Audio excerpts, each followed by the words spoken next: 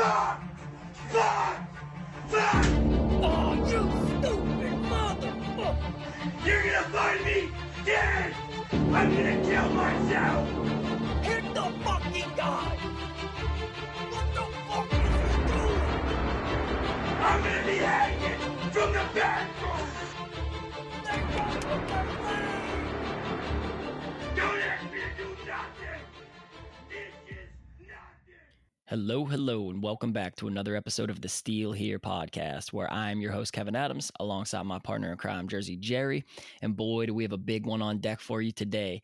Today, Jerry and I have Taylor Lewan on. We do our best to land him here in the Steel City. We talk numbers, see if it's something that he's open to. And then next week, we're going to have Zach Gentry on for an episode. So there won't be any further recording after we record with Taylor. That will be the end of this episode. But next week, we're going to touch base after we record with Gentry, figure out kind of our next moves, keep you guys in order with what we're going to end up doing after that. So we'll see you guys here next week. Hope you enjoy it. It's time to welcome to the show the hopeful, in me and Jerry's case, starting left tackle of the Pittsburgh Steelers in the 2023 season. A 6'7" mountain of a Michigan man, 9-year NFL veteran, Taylor Lewan. What's going on, Taylor? Welcome to the show. Hey guys, thanks for having me. Electrostatic to be here. I'll tell you what, Kev, you never introduced me like that. Well, Jerry, you're 5'3", and you might not play for the Steelers ever. It's hard to get that excited when I introduce you. Jared's That's got this. fair, Though, that's he's, fair. he's the heart and soul of the Steelers fan base. Jerry puts out one tweet of me in a Steelers uniform, and all of a sudden, the fans, I literally get DMs every single day, like 10 DMs, come to the Steelers, come to the Steelers. It's a lot of pressure. We talked about it. I'm like, Jerry, you just have to keep on it. Like, just keep hammering those out. That's fucking hysterical. People are going to love that shit. You have to do it. It's so funny, dude. Hey, but Taylor, listen, before we get into that stuff, I want to ask you, what was your honest take of the games yesterday? Do you feel like the right teams won? I didn't have a chance to see Philly and the 49ers. I was flying back from Park City, Utah with my family. So it was like I was on dad duty. So I can't speak too much on that. I do believe both the 49ers and the Eagles are like the most well put together teams in the NFL. Yeah. But Brock Purdy getting hurt, I don't know how significant that injury is. I feel like this is like really shitty to say, and I hope it like comes with the best intentions. Like if you're Brock Purdy, you hope like something was bad enough to come out of the game. Because it's an NFC Championship game. Like it's one of those deals like kind of that whole if it's not out of the skin, you got to play type vibes. And but I think the Eagles to me are insane. Their receiving core is insane. Their offensive line's insane. Their defense is fantastic. So I like them a lot. The game that was more interesting to me, obviously, was the Bengals and the Chiefs because, man, I see a lot of people saying it was rigged. It was this and that. Look at like all these little like simulation type things. But my thought is like, why would it matter if the Bengals or the Chiefs won? Both fan bases are fantastic. Both fan bases are like hungry for a Super Bowl, even though the Chiefs have been there 3 of the last 4 years. Like the fan bases go hard. And so ticket sales are going to be big. Ticket sales are going to be big no matter what. I mean, they're both big franchises right now that they would do ratings. So regardless of who won that game, that wouldn't really be my angle on why the NFL would fix it. It just doesn't make sense why they would fix that game, though the officiating was real questionable at many times. So, I mean, it is what it is. It's questionable in most NFL games. Yeah, I couldn't agree more. I think there's like at a certain point in the game, at certain points in the season, like NFC, AFC championships, like I think it's important unless it's like a blatant foul, like a blatant over the top foul, like 58 pushing Patrick Mahomes when he was 3 steps out of bounds. Like that is a blatant penalty. Do I think they lost because of that kid? No, there's so many more things that could have happened in that game. The kid doesn't deserve the heat he's probably getting today. Right. But like petty holding calls, you convert on a 3rd and long and you call it back, and now it was 3rd and 13, now it's 3rd and 23. Like that shit's just like, let that shit sail. Like let the boys be boys. It's kind of like you see a scrap going on in high school, and then one of the teachers goes to get in, and another teacher grabs the kid and goes, hey, let them sort it out. You gotta just let them sort it out at that point, you know? So do I think the right teams won? You could have gone either way on the Bengals and the Chiefs, but I think the Eagles should have and did win that game. I agree. I agree with that for sure. Now, Taylor, as an offensive lineman, veteran, Pro Bowler, you name it, you've achieved it. Is there holding on every play in the NFL? Do linemen hold on every play? I mean, if you're talking about the like taking your hands and closing them on cloth, yeah, there's holding on every play. This isn't the 1960s where people play with their elbows anymore. Like, there's good teams know the rules. Great teams use the rules to their advantage. So Yeah. stay in the framework. Don't stay on the shoulders. If you give a guy a quick little tug, you got to know where you are. You got to have situational awareness. If I'm going to cut a guy off and he's running into the center and I know that he's going to now float over the top on an outside zone scheme, I can easily grab and pull him in because I have the center as my blanket, my body, my back to the ref behind me, his back's the ref behind him, and I got the side. I know I have an opportunity to hold there, so maybe that hold my running back can squeeze by real quick. There's little things you can do Gotcha. in situations that do happen on every single play. You get beat, and you'd rather give up a hold than a sack, which I'm pro holds over sacks. Yeah. Sometimes you got to let that shit ride. You know what I'm saying? So Right. it's always a game within a game, right? You gotta be savvy. That's just smart football. That's just smart football. And that's a big That's what it was. reason Jerry and I are fucking high on trying to get Taylor Lewan to Pittsburgh is because what the Steelers lack on the offensive line is just like that. It's hard. It's just nasty. It's just fucking being excited to line up every play. We might run it 45 times a game. That's the Steelers like playbook now. It's just run 90% of the time. That's where I think Yeah. a guy like Taylor Lewan would excel because you love to just be grimy and gritty and fucking beat the shit I'll out be of people. honest, Kev. We don't even know if this guy wants to play football next year. Let's ask him. I mean, do you want to play football next year? I'd say all options are open right now, Jerry. That's a great question. Listen. It's been a phenomenal career, and I appreciate you saying like anything I could have achieved from an individual standpoint. I've fortunately been able to play this game long enough and achieve those things. But yeah, like there's probably still a fire that burns in me to play football a little bit. I'd be lying. I wouldn't be taking this conversation with you if I wasn't somewhat interested in playing the game of football another year. And plus, like from a ego standpoint, 10 looks so much better on the resume than 9. For And sure. so it's like, do I just snap one more off with the boys or have to go somewhere else? I don't know. But all options are out there, man. It's been a phenomenal career regardless. I'm extremely proud of what I was able to accomplish, but you just got to figure it out, man. We just got to sit down and figure it out. I think that decision for me mentally will come in the next couple of months. Gotcha. I mean, where are you at? Not like I like to look at it from a percentage standpoint. Like you're 50-50 on it. You're leaning more towards coming back. Like where are you at mentally? Oh, dude, that's a great question. Here's the thing, dude, is I am very impulsive. Like I'll just do things sometimes. So percentages don't matter. Like it's just I could be 99% playing and the next day be like, fuck it, dude, I'm done. That's it. And I could be the opposite and be like, nah, I'm retiring, screw it. And I'll just do that. Yeah. It's an impulsive behavioral thing. So I don't know. But I want to go back to you guys talking about the Pittsburgh offensive line. Do you guys think as Pittsburgh fans that you guys are maybe more down on the offensive line because of leadership? Like Alejandro Villanueva leaves 2 years ago, DeCastro, and then you had like Pouncey, one of the greatest leaders in NFL history, one of the hardest working, like coolest story individuals. Like those guys were just grit and spit determination. Those are like the 3 characteristic keys you need for an offensive lineman. They had that. Now you have a younger offensive line. I don't know who you guys have on your offensive line. I couldn't rattle off a name right now. But is it just young? Is it truly young. lacking fire, or is it because you're so used to the Pittsburgh Steelers being a great offensive line? It's both. It's both. Honestly, like the best lineman that the Steelers have is James Daniels. He came over from the Bears last year. We signed him to a nice deal. The thing about it is there's no voice. There's no voice in that locker room. So like Kenny got into that little gaff when he played the Bills. He gets pushed down. I don't know if you saw that. And he gets up and he goes at the linebacker that went low at his legs. And you only see one lineman come over and try and defend him, and it's James Daniels. And like to me, that's you agreed. Like that's just they lack that fucking fire, and that's why like I'm big with they played all 17 games. They didn't miss a game. Their same 5 started all 17 games, which is fucking huge. Like that's nearly unheard of in the NFL. But they just don't have any. They don't have a real leader, if that makes sense. They don't have a real voice in that room, like a Pouncey would have been, like the Big Al would have been. They don't have those guys anymore. And part of that's because they're just so young. They're just so young. and they haven't really played together at all essentially before this year.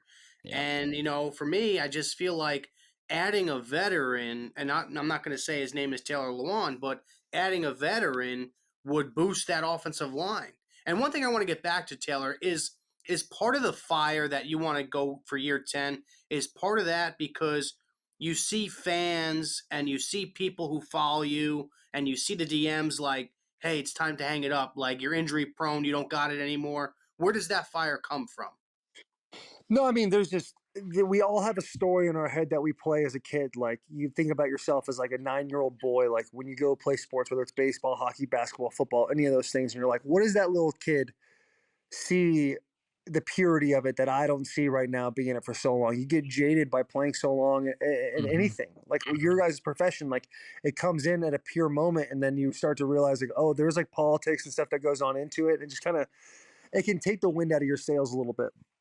So, and the thing too about fans is I haven't like there's been there's haters everywhere. Haters love like to be heard, and that's where like Oh, Twitter's a war zone, dude. Twitter's a place that like all sorts of demons can come out. But like I get a lot more positivity than I do negativity. So Good. I think distance makes the heart grow fonder. Those like I think I'll be perceived better the farther removed I am once I get from football. I mean, just my career is you either love me or hate me type of thing. But for playing football, it's like the chip is why. Two reasons. One is you play this game in your head of like, okay, I've had 2 ACLs in 3 years. Can I be a a dominant football player in the NFL? If the answer to that is yes, you've checked off one box there. The next thing is like, what is my why? And like, obviously, it's easy for me. Well, I have a wife, I have 2 kids, life is fantastic, and it's like, is it help my family by me playing football more, or does it hurt my family? Because always like it's not a secret. Anybody can look at my contract. I've done well, and it's not Right. like a look at me thing. That's just like that's the numbers. It is what it is. Like things are good. Right. So I have to like kind of recalibrate being 31 years old, turning 32 in July. Like where are my values at? And if I can go and play football at a high level the way I want to play football, and the way I play football is not for longevity reasons. It's you're diving headfirst into piles. If your quarterback gets knocked down the way you're talking about, that shit doesn't fly. You can't have that in any situation on the football field. Like that's the number one most important thing is your quarterback, whether he's on a first contract like your guys is, or it's a Patrick Mahomes, it's a Josh Allen. Like that shit does not fly, and it should never fly. It should be a non-negotiable. Like penalties are free in that situation, For sure. given the situation of the game. Like if you're like you just do a big first down, ball, you're about to go win the game, you let that shit ride until after the game, then you go say something. But bro, if you're in the middle of the game and it's second down, they hit your guy like that, like you got this. Things need to be addressed right then and there, and you're willing to take those lumps the whole entire way. So it's just it's a matter of just evaluating that. I'm light right now. I'm like 280. So like then I have to go gain the weight back. I'm starting to see my chin a little bit. I'm kind of getting excited about the way I look a little bit more. So it's all superficial, and it's like how do you weave through the superficial and get a little more deep into yourself and kind of figure out like what the most important things are. For sure. Now, Taylor, you've hinted at it in the past. I don't know how much you can talk about it, but what has the talks been? What has the relationship been as of late with the Titans? Not a whole lot of conversation. It's kind of like you're in a limbo period, right? Like people will get to the combine, and then agents will do their little talking. They'll talk to teams will talk to agents. There's that game within the game type vibe off the football field, and you don't know. I think there's a lot of the logical thing to say is I'm going to get cut by the Titans. And you can't fault them at all. Like I wouldn't sit there and take that person like, oh, I gave all this to you guys and you're not going to keep me for one more year. That's bullshit. Like that's just reality business. is two ACL in 3 years. Like, dude, I'd cut me too. Right. Now I could go and I can give you the pros to keeping me. Free agency market doesn't look great. I don't know how the draft looks. Unfortunately, Dennis Daly didn't have the best season this past year, which makes inadvertently makes me look better. And it's not something you wish. Like I told Dennis when I got hurt, like, buddy, this is your opportunity to make some money. Like go out and make that money. So I could sit there and play the game. Well, they kind of do need me. The reality is they don't need me. No one Right. needs me. Like, Gotcha. there's a plenty of supply when it comes to football players. You can go find one if you need to find one. Like, look at the Eagles. Look at the Eagles left tackle. They go out and find some dude from Yeah. England who was toting that weird looking football for so long playing rugby. And they're like, let's just Right. mold this cat into a beautiful left tackle and look at him. He's a stud. And he's got a voice of an angel too. It's incredible. So it's like, holy shit. That's like So for me, Villanueva. it's like, yeah, Villanueva. He's a Army veteran. right. He was out there protecting our country. Right. And then he comes back. He goes, you know what? I think I'll give the old football thing a try again. Comes in, makes a couple of Pro Bowls. Like, how Right. fucking cool is that, dude? Yeah. That's incredible. Right. So like, it'd be ridiculous for me to sit out here and be like, people need me. Like, I have a service that I'm very good at as long as I'm healthy. And that's the thing right now. Can he stay healthy? You talk about those 5 guys playing 17 games. You would much rather have 5 guys with less talent. Not saying they do. This is hypothetical.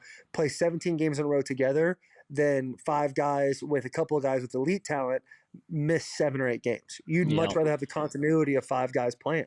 And I feel like I'm talking against myself right now a little bit, but hell, like, we got to look at all angles here, boys. Right. No, and for those sure. are conversations that are being had anyway, whether you admit that or not. We know that that's what they're talking about behind the scenes anyway, but it's not Yeah. like it's not the Steelers need depth one way or another. Like, they need depth, and for Jerry and I, you are a guy that just feels like it fits that position for us. So that's why we're big on the fucking Taylor Lewan to Pittsburgh train. Like, we're leading that Yeah. convoy. Well, I'll put Taylor on the spot right now. I hate to do it. I really hate to do this, but I'm going to give you one question, and you know, I've heard the answer in the past. I just want the people to hear it.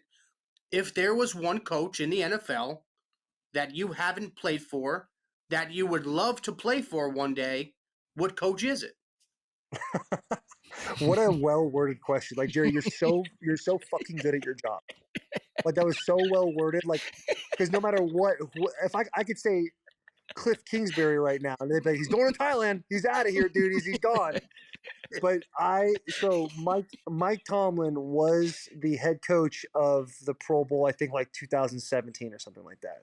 Mm-hmm. And I had the opportunity. Like, he is a fantastic individual. I think he is so cool. He's calm. I hear about the guys talk about him and how great he is in the locker room and how he handles the locker room. Like, being a leader of men is a very difficult thing to do. And when I was around him for that short week in a very calm and relaxing setting, I thought to myself, man, this is a cool coach to play for.